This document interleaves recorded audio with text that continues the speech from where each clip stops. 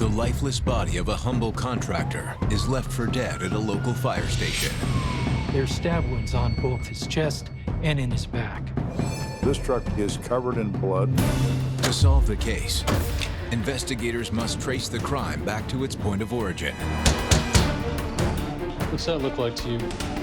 But first, a code of silence needs to be broken. You're lying through your teeth. Get the hell out of my house!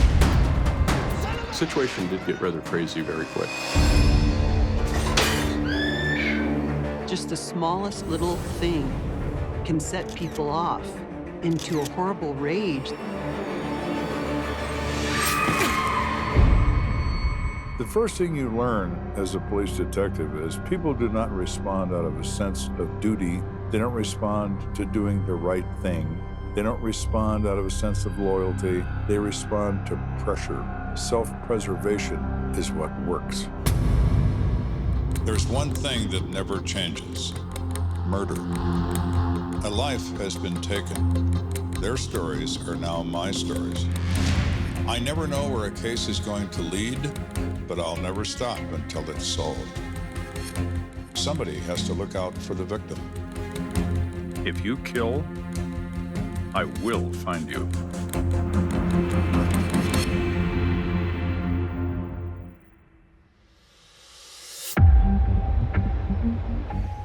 After a shift change at Fire Station 6, Captain Jerry Binder is making sure his crew is ready for action. Listen, Chapman, you can't go out there without your gear. I don't want to see that happening again. You got me? Gotcha, Captain. Okay, good. Captain Binder was the captain of this station, and he was a strong leader, had high expectations for his crew members. Keep that helmet strapped. Somebody help! Help, What's wrong, man? please. There's a man, he's hurt real bad. Where? He's outside in his truck. Ricky, get trauma kit. Meet me outside. When an emergency responds to the front door of your station, it's an instant go-to-work mode.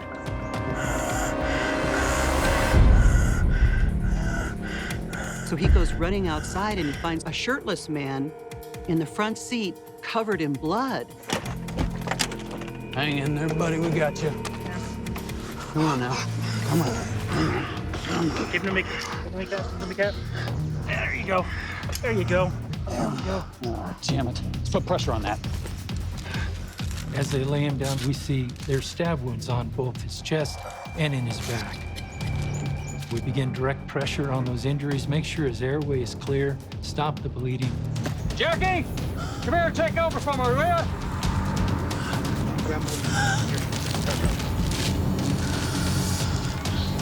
Code 3, we need help down at Station 6 right away.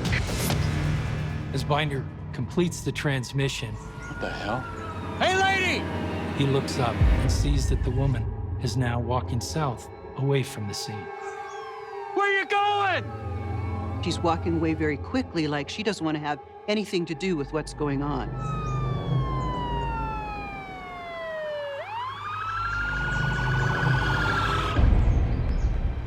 So what ended up happening with that call over on Fairmount? Nothing. Just an old woman couldn't get her garage door open. On this particular evening, May 29th of 1984, I was still a patrol sergeant working the evening shift. Did you help her figure it out? Yeah, come to find out she's at the wrong house. Dispatch to 4 Paul 1. Go for 4 Paul 1. Code 3 in progress at Fire Station 6. All units requested. 10-4, 4 Paul 1 en route. Let's move. Generally, a patrol sergeant's job is to supervise officers on the street. You are a general practitioner. You respond to any call for service from the police department, from a taxpayer who wants to talk about his pilot light going out in his hot water furnace, or he wants to shoot his neighbor. The spectrum is very broad. I would occasionally respond to calls of a non-serious nature to see how my officers were interacting with members of the public. But if a call of a serious nature came in, I would always respond.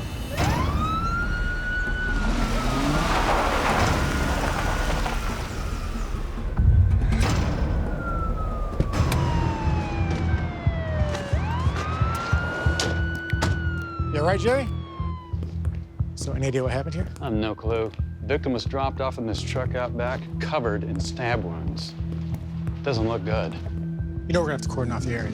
Hey, do what you gotta do. If you are responding to a violent crime scene, your first determination is to determine the basic facts. Want to set up a perimeter? Yes, sir.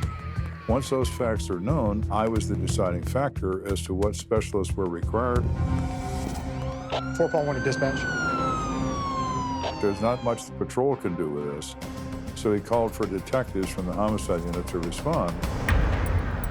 Not 30 minutes later, Detective John Anderson arrives on scene. John, Gary? Evening, Joe. When this first happened, I was the lead detective on this case. Anderson, a very good detective, well-trained, well-experienced. So what are we looking at? Well, the victim showed up in the truck out back. Severe stab wounds to both his back and his chest. We just got notification of his DOA at the hospital. We got an ID? He had a wallet on him. He is, according to the license, James Seaman, 42 years of age. They take that name and they check the registration on the license plate on this truck, and it's his truck.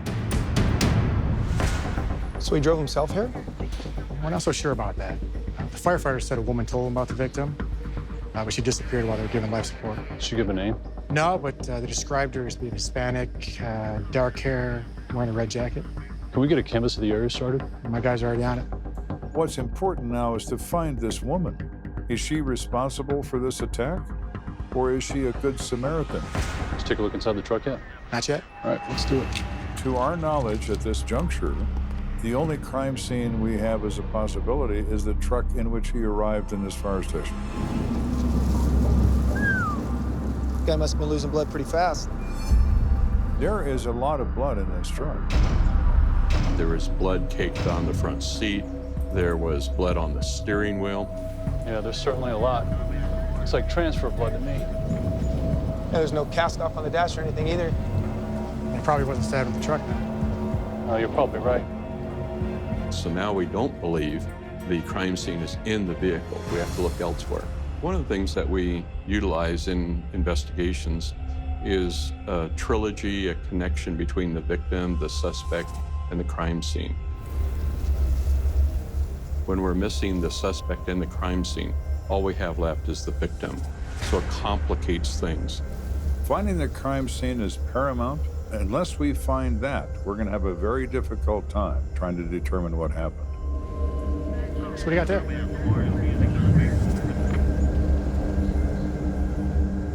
Drywall.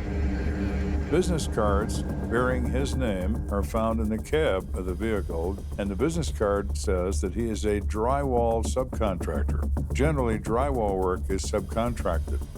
Most construction companies and builders do not have a drywall crew.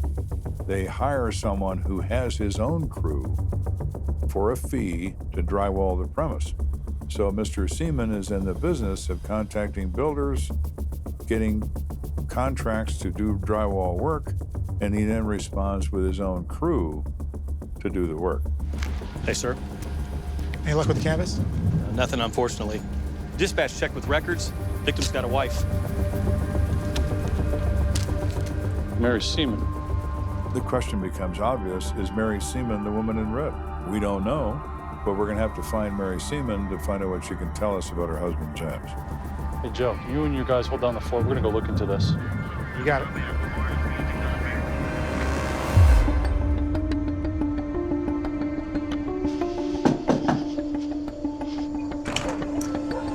Can I help you? Ma'am, we're with CSPD. We're looking for Mary Seaman. I'm Mary. The investigators take one look at her and realize she cannot be the woman in red. Mrs. Seaman is not Hispanic, so now those investigators have to give her some very awful news. Mary, I'm sorry to tell you this, but your husband is dead. Wait, what? Oh my God, what happened? He was murdered.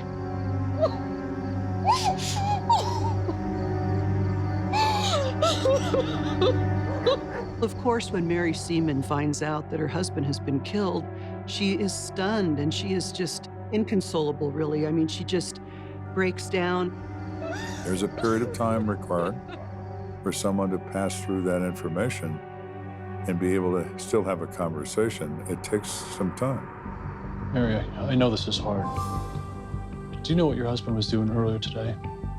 No, I don't know. He hasn't actually been living here.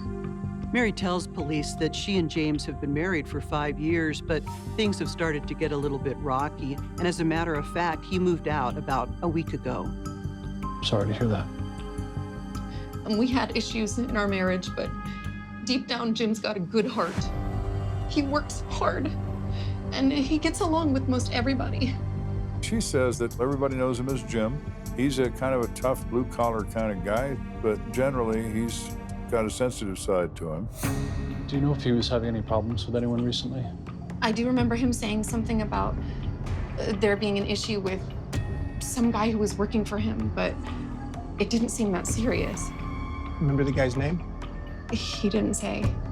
That, of course, is interesting, but there's really very little information there that's pursuable. So they ask her if Jim has any friends or associates who are Hispanic women. I can't think of anybody like that. But I don't know who he's been hanging around lately. You'd be better off talking to his friend, John Gibson. That's who he's been staying with. Thank you, Mary. We'll see ourselves out. Sorry for your loss.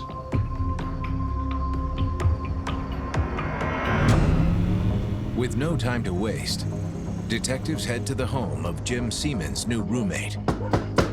We knew that was maybe a possible crime scene, so we needed to talk to Mr. Gibson. Yeah. Mr. Gibson? Detective Anderson with CSPD. Why don't if we take a look around your house? My house? For what? Your friend Jim was found murdered. Jim? What the hell are you talking about?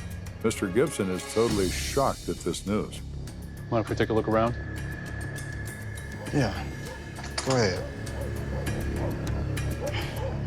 Mr. Gibson, when was the last time you saw Jim? After he got home from work. I want to say maybe around 5 o'clock. All he did was shower and head right back out. Gibson reports he was going to go to a graduation party at a house in the area that belonged to a friend of his named Rose. You know who this Rose person is? Yeah, I met her before, but I don't really know her. You know what she looks like? Oh, she's short, got long black hair. Is she white? Nah, she's Latina. So Rose is a Hispanic female. Could she own a red jacket by any chance? Do you know where Rose lives? Yeah, over on Charwood. Excuse me. Place is clear? We could find no evidence of blood or any indication that there'd been a struggle, but it was obvious that this was not our crime scene. Appreciate your cooperation. Yeah. Let's get a cruiser over there on Charwood. Yes, sir.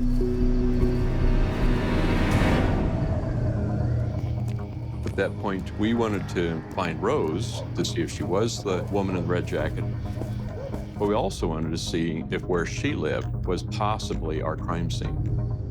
When they pull up in front of that house, even though it's late at night, there's no car in the driveway, there's no apparent lights, there's no anything. It looks like nobody even lives there. And these detectives are looking at each other like, is this another dead end? Hey, this doesn't look like a place where a party was. Can I help you? A woman answered the door. She matched the description of the woman at the fire station. We're homicide detectives with the Colorado Springs Police Department. Are you Rose? Yes. Rose what? Frejo? Is that your jacket? We're standing talking to a Hispanic female, and over her shoulder, we see a red jacket. Well, no. 2 and 2 often equals 4. We're standing on the right porch.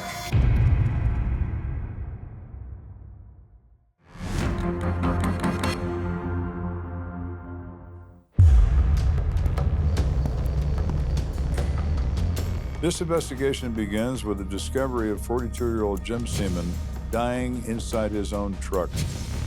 A woman drove that truck to that fire station wearing a red jacket. The officers have found the Hispanic female, and they see a red jacket. Rose, did you drive Jim Seaman to the fire station in his truck this morning? Yes. So now they know. They've hit the jackpot. Is Jim okay? I'm afraid not. He's dead. Oh, God. I swear, I don't know what happened. So you won't mind if we take a look around? Okay. Keep an eye on her. Yes, sir. Ma'am, I'm out here to me.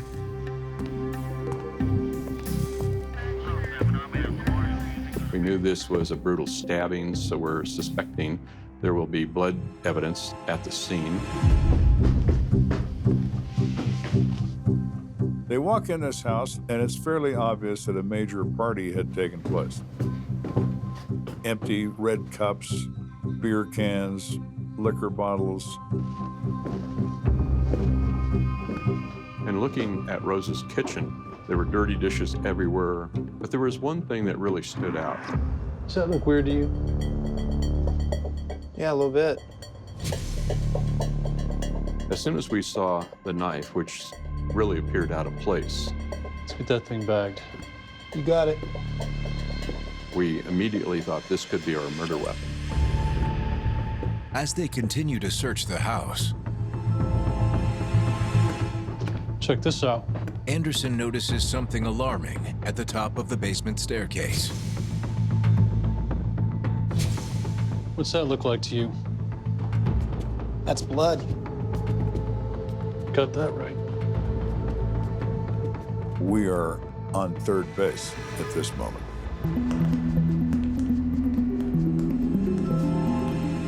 As we follow the blood evidence downstairs, we find a bloodied shirt.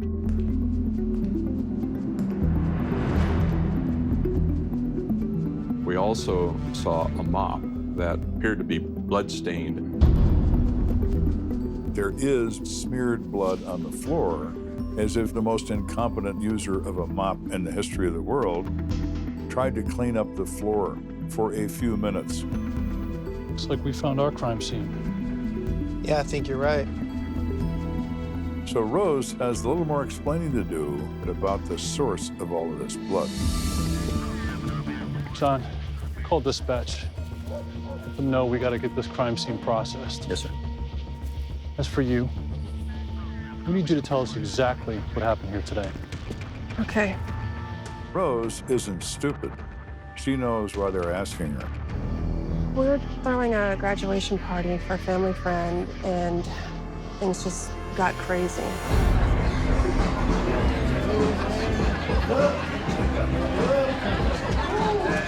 She says it slowly escalated into an adult party, and everybody got pretty drunk.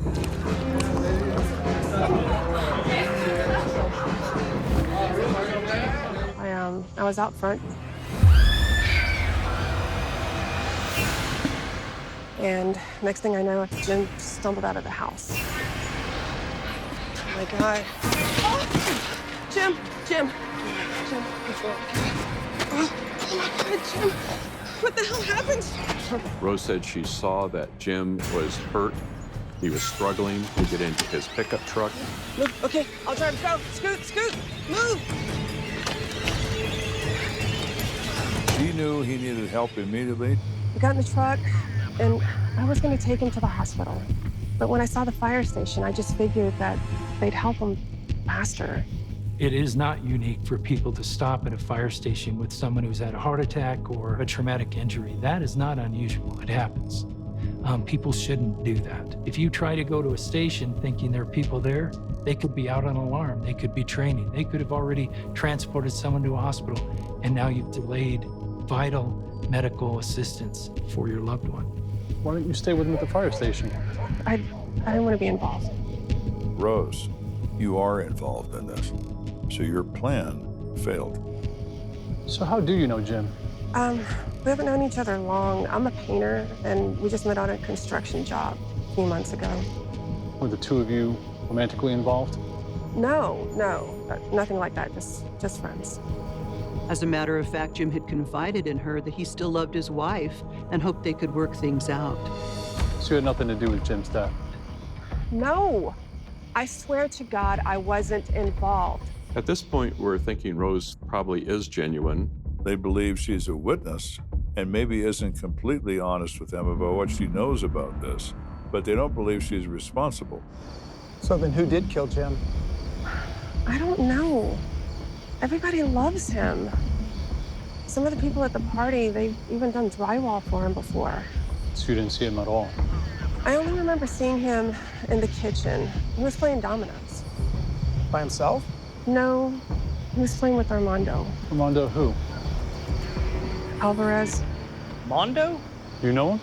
Yeah, I know him. I've arrested him several times. Guy's in and out of prison. Real piece of work. Detectives wonder if a drunken game of dominoes might have spurred a sudden explosion of violence. What you gonna do, Mondo? Shut up, Jim. Ooh. Wrong move. Damn it, Jim. It's too easy. Cheating son of a bitch. What did you say? I said you cheated. I didn't do Mondo. Just relax.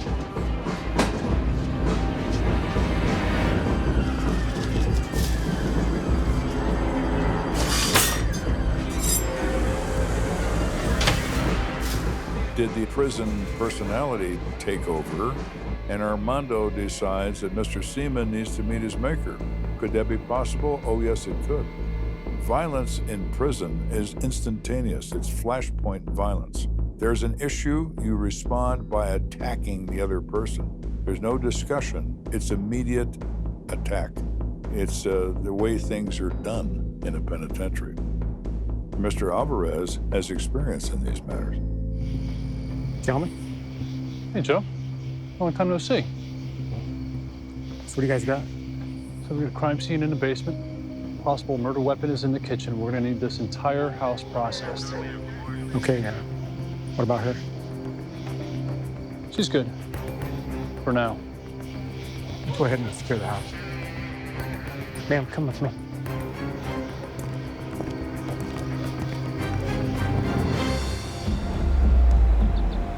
As the sun begins to rise, Anderson is ready to give his new suspect, Armando Alvarez, a wake-up call.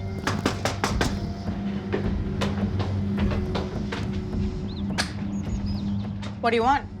When police get to Armando Alvarez's house, they're greeted by this short, little angry woman who is not in any mood to have police at her house.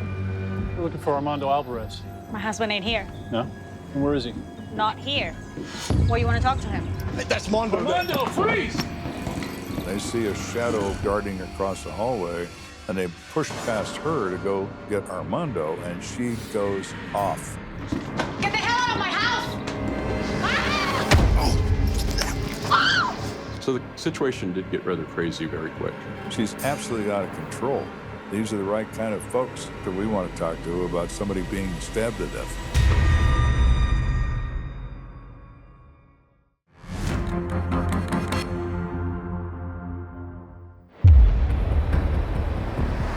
Investigators are trying to determine who stabbed Jim Seaman to death at a graduation party. They're focused on an ex-convict, Armando Alvarez. When they approach him at his home, his wife immediately attacks an officer unprovoked. Oh. Damn it! I'll kill you! Drop the shoe! Drop the shoe! Drop it! Get on the ground. Stop. Calm down. Stop fighting. So this is craziness happening in the entry hall of this house. Hey, you! There. You! Take your head off! Hands on my wife! Knock it off! Down. Calm down. Her husband sees police trying to subdue her. He gets angry. So now we're trying to control him. At the same time, we're arresting his wife. Son of a bitch! He didn't do nothing! She assaulted a police officer! Send her to central booking! Stand right. Listen, if you want to help her, you need to help us. Armando is not happy about all of this. His wife has been removed, and she's going to jail for second-degree assault in a police house. What happened yesterday? I went to a graduation party for my nephew. You were there with Jim Seaman? Jim? No, I worked drywall with him, but I didn't see him at the party. Oh, that's interesting. Because we were told that you were there playing dominoes together. So unless you play dominoes wearing a blindfold, Armando, we're going to assume that you're lying through your teeth. Look, there were a lot of people at the party, okay? Probably whoever said that, probably got me confused with somebody else. So you're saying you have no idea who stabbed Jim? I didn't even know if Jim got stabbed. Probably I left before that even happened. This is the typical response you get from people with a criminal past. Nobody ever knows anything. Well, since you probably have nothing to hide, you don't mind if we take a look around, do you? I guess. Take a look. We're searching this house looking for bloody clothing, a knife, any other similar item that may connect him directly to this offense. Got nothing. We don't find anything of any evidentiary value. We know he's not telling the truth, but we don't have enough to arrest him. So we good? No, not really. You might hear from us soon. What about my wife? Feel free to post a bell whenever you want. After striking out with Armando, detectives rethink their approach. Jim's wife, Mary, had told us that she knew of a minor altercation at work with a coworker. We know Armando did work for Jim, so it becomes important for us to get more information from the construction site. Jim? Yeah, he's a top-notch guy. He's been doing drywall on my sites for a few years now. He and his crew always do good work. At the construction site, we do talk to a Ron Hopper, and he tells us that he hired Jim to be the foreman of the drywall crew. How many guys were working for him on his most recent job? There were 3 of them. Keno, Rufus, and Armando. Know of any recent problems between Armando and Jim? Between Jim and Armando? No, not that I can recall. But you know, there was a minor issue between Jim and Keno the other day. Ron says the source of conflict between Keno and Jim was a paycheck. Ron did remember an issue between Keno and Jim, where Jim had stopped by the construction site and picked up the paycheck for Keno, intending to deliver it to him. But when Keno arrived at the construction site and found out his paycheck wasn't there, he became upset. Hey, Ron. Hey, what's up, Keno? Sure, about to grab my check. Your check? Jim already grabbed it for you. Wait, what? When? Early this morning. And you gave it to him? Well, yeah. I mean, I figured you told him to swing by and grab it or something. And... No way, I need that money now, man. I got people I gotta pay. Well, I mean, Jim said he's going to another work site this afternoon. I'm sure you could find him there. And... Man, I don't have time for this shit. Who the hell does Jim think he is? Relax, Keno. Dang. Ran out of here all pissed off. And trust me, you don't want to be on Keno's bad side. Why is that? Guy can fly off the handle pretty easy. Ron tells police that Keno has a very bad temper, especially when he's been drinking, and it can turn violent. Wouldn't be surprised if he had words about it with Jim off-site. What's Keno's last name? Garcia. Garcia. All right, we appreciate your time. Thank you. So at this point, Keno emerges as a stronger suspect than Armando because Keno has a motive. So now the question is, was Keno Garcia at that party? In search of some answers, Detective Anderson circles back to Rose Trejo. Excuse me. Can I help you? Hi. Detective Anderson with CSPD. I'm looking for Rose Trejo. She said she was staying here. Man, she left already. Do you know when she'll be back? She didn't say. Well, maybe you can help me then. Were you at your aunt's party yesterday? Yeah, it was terrible. She reports, oh, I was there, and I remember Jim Seaman covered in blood. Did you see what happened? No, I just saw him stumbling around. I freaked out. I just ran out there as quickly as I could. Let me ask you something. Do you know who Keno Garcia is? Keno? Yeah, why? Did you happen to see him at the party? Yeah, I saw Keno right before that whole incident with Jim happened. I saw him go into the basement. Really? Wow. Not only does she put the man with a motive at the party, she puts him in close contact to the victim shortly before his injuries took place. That is important. After Rose's niece drops this bombshell, Anderson sets out to learn more about their new prime suspect. Hey, Anderson. I was over at Records, and Duffy asked if I could drop this off to you. Is that the Garcia file? Sure is. Man, look at his record. We do a background check, and we find that he is a convicted felon. He's been on parole, and he was last arrested for robbery and aggravated assault. You think that might be your guy? Very well might be. So Keno, who is a convicted felon, who had a beef with our victim, who has a temper and drinks, is really adding up to be our #1 suspect. This has all come together rather nicely, and Mr. Garcia has some explaining to do.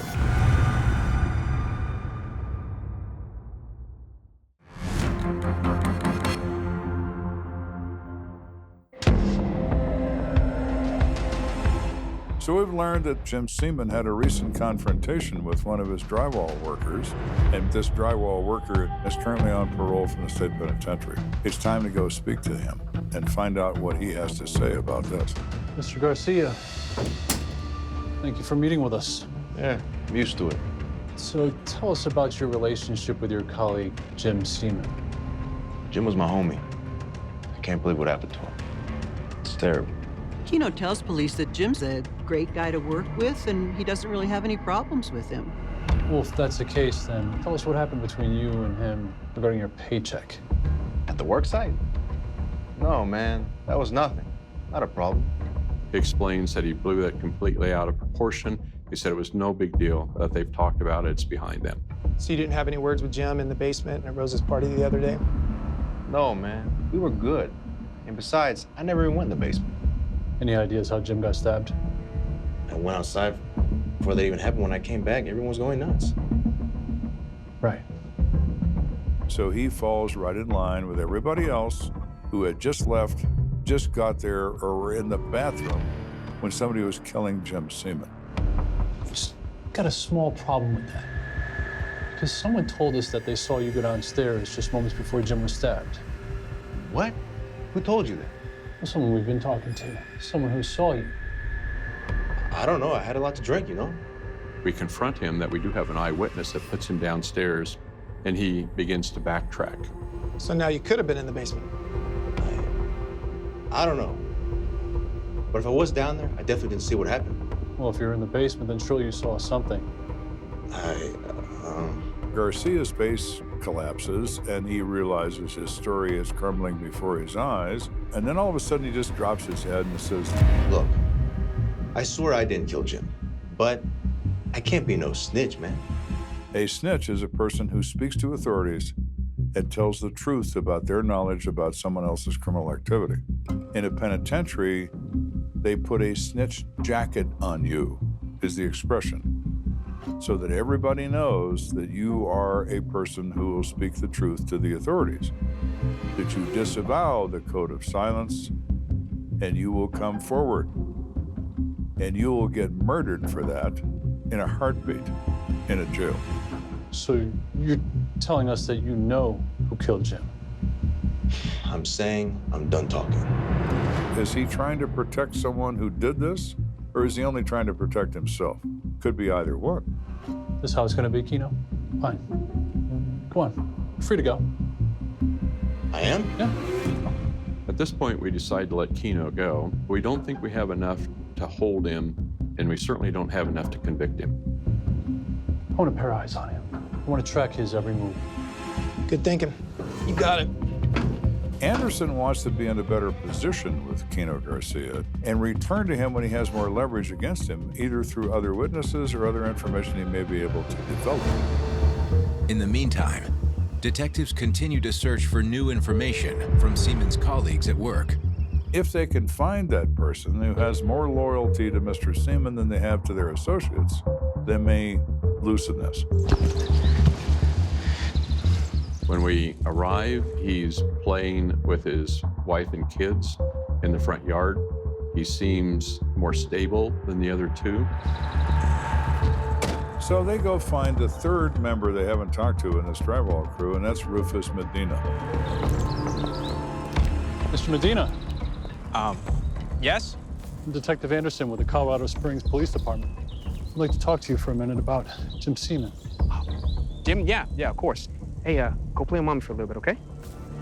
Detective Anderson is thinking perhaps we've met someone who's loyal to Mr. Seaman. This guy looks like a genuine family man. You know, it's just real awful what happened to Jim. Someone like him didn't deserve to die that way. Well, that's why we're doing everything we can to figure out what happened to him. Were you at the party the other day? I was, and to be honest, I had a few myself. I remember hearing some screaming, but that's about it. So Rufus Medina all of a sudden becomes the same sort of I was there, but I didn't see anything guy that everybody else has been. So what do you know about the issue with the paycheck between Jim and your coworker, Keno? It's water under the bridge as far as I know. You don't think Keno had it out for him? Keno? No way. Keno would never do something like that. He then says, if I knew who hurt him, I would tell you. And I have no idea who hurt Jim Seaman. But you know what? If I hear anything, you'll be the first person to know, okay? Okay. Thank you. Rufus does come off somewhat credible. The problem is that everybody we've talked to deny knowing anything. This is one of those situations where everybody is lying. The first thing you learn as a police detective is people do not respond out of a sense of duty. They don't respond to doing the right thing. They respond to pressure. But where will that pressure come from? A few days later, Anderson finds his answer. Anderson. Yeah, put her through. We got somebody on the line that's saying they know something about the Jim Seaman case. Hello? At this point in the investigation, we got an anonymous phone call from a woman who claimed to be at the party. Did you see what happened to Jim Seaman? No, but I saw him when he came up from the basement. She saw Jim Seaman come up out of the basement, covered in blood, and he shouted, "Rufus, you son of a bitch." You heard Jim say that? Yeah, he was shouting it. Then I looked down the basement steps, and that's when I saw him. The anonymous caller said that she looked past Jim down the bottom of the stairs and saw Rufus. He was covered with blood, raging with anger. Rufus Medina? Yeah. Rufus was really the last name that police thought they would hear. We've finally stirred this nest enough to where there are enough hornets now that are buzzing. We're getting very close to who's responsible for this crime.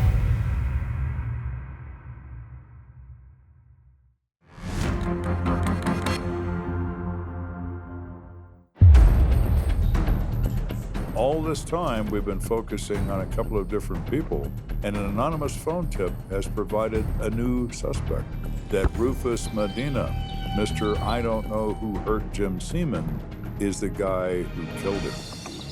But before zeroing in on Rufus, detectives hope to reap the rewards of an earlier strategy. We decide we want to go back to Keno. It appears that he's violated his parole, so we think this pressure may bring him to tell us the truth. Do you know why you're back here, Mr. Garcia? No idea. Keno, we understand you're in violation of your parole. We've got you drinking and hanging around convicted felons. Listen, Keno, you've got two options. I can either call your parole officer and have you sent back to the state pen in a heartbeat, or you can help us understand who killed Jim Seaman. There's always a limit to your loyalty and always a limit to your willingness to continue with the code of silence. Parole violation is a serious limit. Okay. All right. I was in the basement when Jim got stabbed. But I swear to God, it wasn't me. Okay, tell us what happened. We were all in the basement. Who was? Me, Rufus, Armando, and Jim. Keno says they're talking to Seaman about work, and everybody's really drunk, and everybody's kind of a little angry. We're all yelling back and forth. That's when I saw Rufus pull the knife. He said all of a sudden, Rufus Medina attacks Seaman like a wild animal. Keno says he tried to get the knife away, but it was too late. Jim had already been stabbed several times. Then Jim took his shirt off and staggered up the steps. I couldn't believe it. So you're telling us that Rufus stabbed him? Mm-hmm. How would Rufus do that? I don't know, man. He said, well, I was pretty drunk. I don't remember what was said just before Rufus went off, but Rufus went off. Are we good now? Not exactly. I have to hold you for the time being. Officer? What Keno Garcia is saying certainly matches well with the anonymous phone call. But they're going to need more than the accusation of a known criminal to get a conviction on Rufus Medina. They want a statement from Rufus. They want him to say what he did. Before sitting down with Rufus Medina, detectives dig into his background and make some interesting discoveries. We do find out that he, like his two buddies, is also on parole. He's not the saint that they thought he might be. He has a violent background, and he's somebody that obviously could have done this. Our society punishes people for committing criminal offenses by putting them in a penitentiary. Penitentiary is gladiator school. You learn how to behave even more violently and more badly than you did before you went in. The system, as it's designed, produces people who are not rehabilitated. They are often worsened by their experience. And Rufus Medina is a good example of that. So we bring in Rufus Medina. He remains very calm. He's an experienced criminal. Guys, look, I'd love to help you, but I promise I was never down in that basement. That's not what we were told. I don't know where you guys are getting this stuff. Jim was my friend, and I would never hurt him. He didn't know nothing about nothing. He didn't stab Jim Seaman. He doesn't know who did. So is this how you want to play it? Fine. But mark my words. If I find out that you killed Jim Seaman, I'm going to put you away for it. Although we probably had enough to arrest Rufus, we know our witnesses are not credible, and we do have a problem with some of the evidence. So we decide to not arrest him at that point. Rufus, we don't forgive, and we don't forget. You should keep that in mind. As the investigation continues into the summer, a familiar face is transferred back to Homicide. Hey, sir. I had returned to Homicide, and as a supervisor, I'm responsible for the actual closure of the case. So where are we at with the Seaman case? Nobody's story stays consistent. Everyone's telling something different. You know how it goes. Okay. Right. You think it's time we start subpoenaing some of these people? No point in wasting any more time. All right.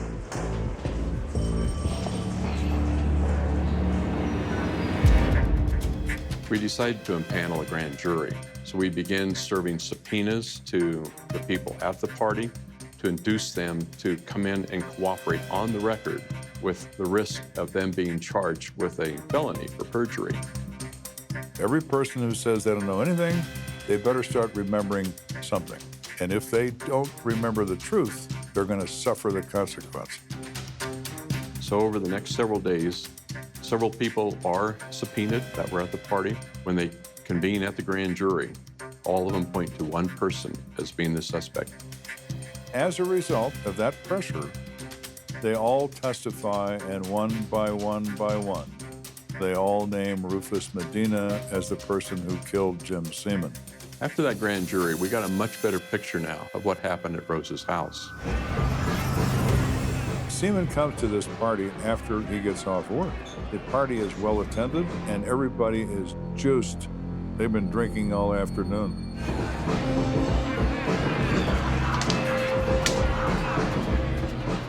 It's game. Man, this is too easy. Still can't believe that son of a bitch took my check like that. Oh, he didn't tell you anything about it? No, man, I need that money right away, too. They're still discussing that paycheck incident. First he takes our checks, and then he holds our money? Who does this guy think he is? I don't know. And Rufus is getting more and more agitated that he needs to back up his man, Keno.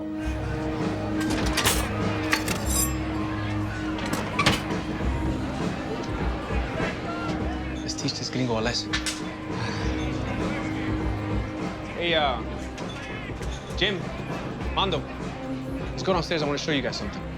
Sure thing, amigo. When we come back up, I'm gonna make it 2 in a row. Yeah.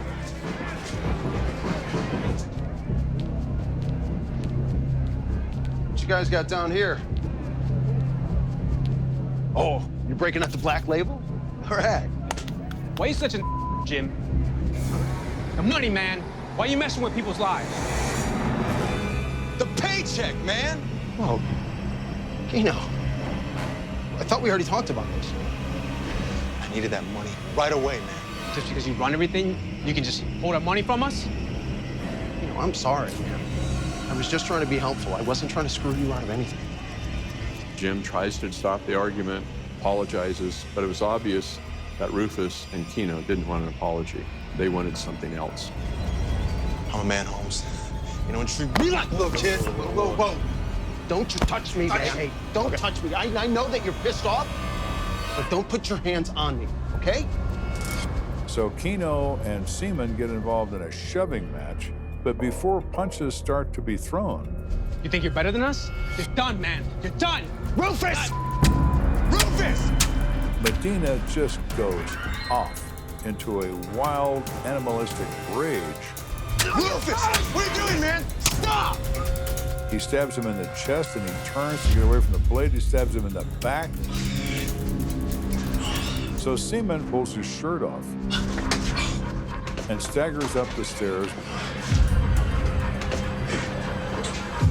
You should have paid us, you piece of... That's what you get! You should have gave us our money! Jim staggers out to his truck.